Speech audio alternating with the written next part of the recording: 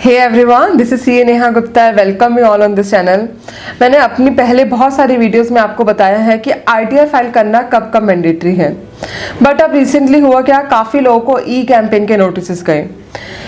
Majorly लोगों की कोई इनकम नहीं थी। अगर कोई इंडिविजुअल है उसकी कोई इनकम नहीं है बट उससे लेट्स से क्रेडिट कार्ड की रीपेमेंट की है तो भी उसको नोटिस आ गया, obviously up to more than certain limit. अगर किसी ने सिर्फ एफडी करवाई है तो भी उसको ई कैंपेन का नोटिस आ गया। तो कुल मिला के इस वीडियो के थ्रू आज हम लोग यही डिस्कस करने वाले हैं कि किन किन कंडीशंस में ई कैंपेन के थ्रू आपको मैसेज आ रहा है और किन किन चीज़ों का आपको ध्यान रखना है और कब कब आरटीआर फाइल करना आपके लिए मैंडेटरी है। तो without wasting much more time, let's start this video.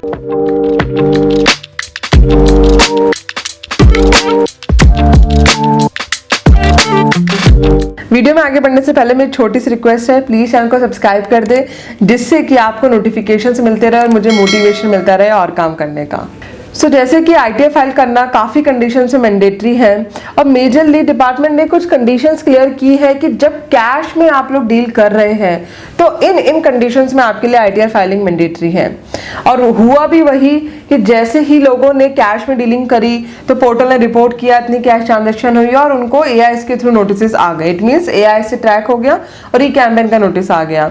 But वहीं अगर काफ़ी लोगों ने कैश में नहीं करा, बस सिर्फ क्रेडिट कार्ड की रीपेमेंट करी तो भी उनको नोटिस आ गए। तो यहाँ पे एक मैं अगर आपको सजेशन देना चाहूँ तो मेरा सजेशन यही है कि सिर्फ और सिर्फ आप कैश पार्ट को मत देखिए, आप इसको ओवरऑल लिमिट समझ के चलिए। जो जो कंडीशंस आज मैं आपको बता रही हूँ सिर्फ कैश के तरीके से मत देखिए कि आप कैश में इतना कर रहे हैं तो नोटिस आएगा। आप देखिए टोटल लिमिट, आप ऐसे ही समझिए।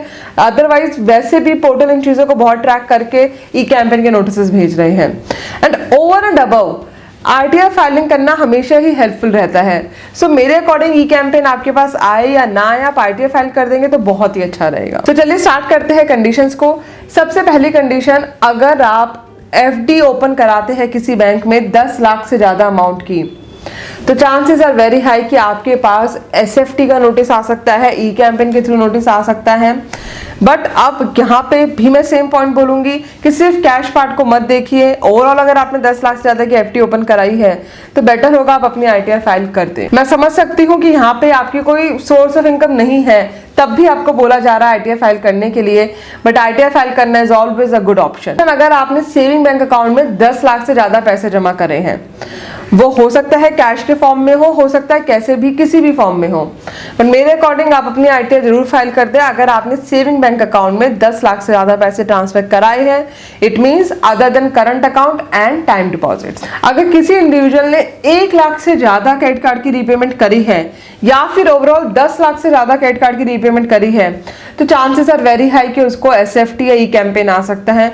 सो इसलिए इन कंडीशंस में भी आरटीआर फाइल करते हैं। अगर आपने 10 लाख से ज्यादा during the year foreign exchange bye करा है तो भी आपके लिए आरटीआर फाइल करना मैंडेटरी है। अगर आप सर्टेन इन्वेस्टमेंट बाय करते हैं 10 लाख से ज्यादा, फॉर एग्जांपल डिबेंचर्स, बॉन्ड्स, तो भी आपके लिए आरटीआर फाइल करनी मैंडेटरी है। अगर आप प्रॉपर्टी में डील करते हैं, बाय या सेल कर रहे हैं और वो 30 लाख से ज्यादा है उसकी वैल्यू, तो भी आपको आरटीआर फाइल करनी मैंडेटरी है। सो आई होप आपको कंडीशंस क्लियर हो गई होगी कि किन किन कंडीशंस में आपके लिए आरटीआर फाइल करना मैंडेटरी है।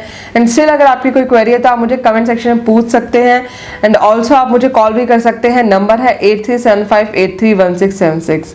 वीडियो अच्छी लगी तो चैनल को सब्सक्राइब करना ना भूलिए और जितना हो सके आरटीआर को फाइल करते, ई कैंपेन से, एसएफटी से, इन सब चीजों से बच जाएंगे।